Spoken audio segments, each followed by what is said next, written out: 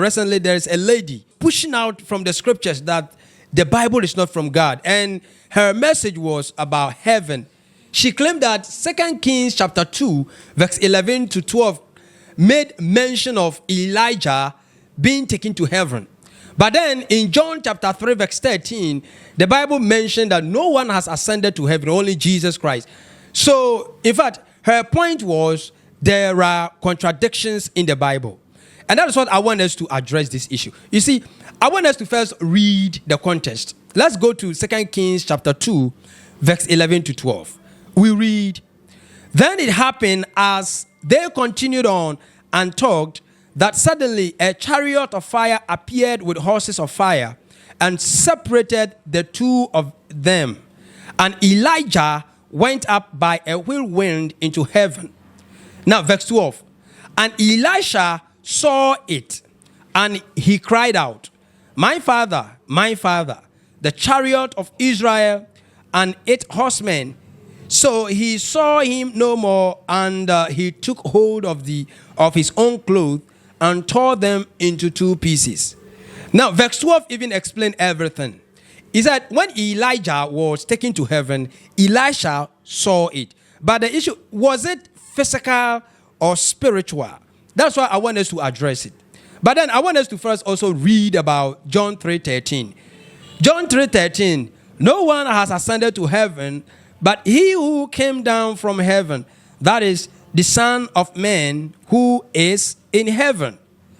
But you see, I want us to talk about this first. Before we go back to the text, I want us to address heavens in the Bible. There are three heavens visible in the Bible.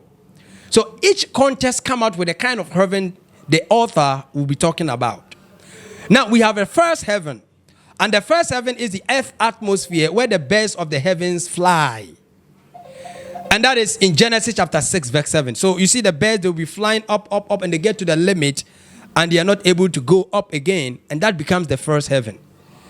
So whenever we make mention of heaven, it isn't only spiritual. And the second heaven is the home of the planet, the expanse of spaces, the constellations, that is the galaxies. In fact, and it is found in Isaiah chapter 13, verse 10. Okay? And the third heaven is the dwelling place of God. That is Psalm 11, verse 4. So whenever the Bible do mention heaven, it is projecting either being the first heaven, second heaven, or the third heaven. But then there is only one where God dwells, and that is the spiritual heaven. Okay? But then, if you read the context, I want us to go to 2 Kings chapter 2, verse 11 to 12. Now, the heaven in the 2 Kings, in the Hebrew language, it is Shamayim. Shamayim. And the Hebrew context, Shamayim is talking about only the first and the second heaven. That is the sky and the celestial bodies. So Elisha saw Elijah being taken into the sky, and he cried out.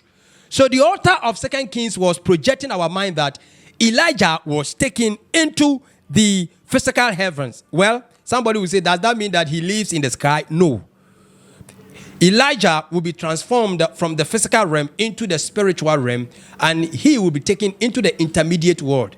That is Hadean world. By then, whatever happened physically in the Hebrew context, which is Shamayim. That is the heaven there. But then, if you read the book of John, John projected Jesus as God and the Son of God and coming out from heaven. And no one has been there. In the Greek context, the heaven there is Uranos. And Uranos projects two understandings. The physical heavens and then the spiritual heaven. So Jesus went back from where he came from. So John was letting us to understand that when Jesus rose from the dead, he went back into heaven. Well, he was taken out by the cloud, okay?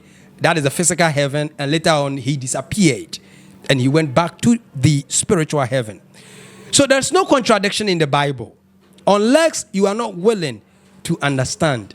Unless you want to be intellectually dishonest. In fact, this is very simple.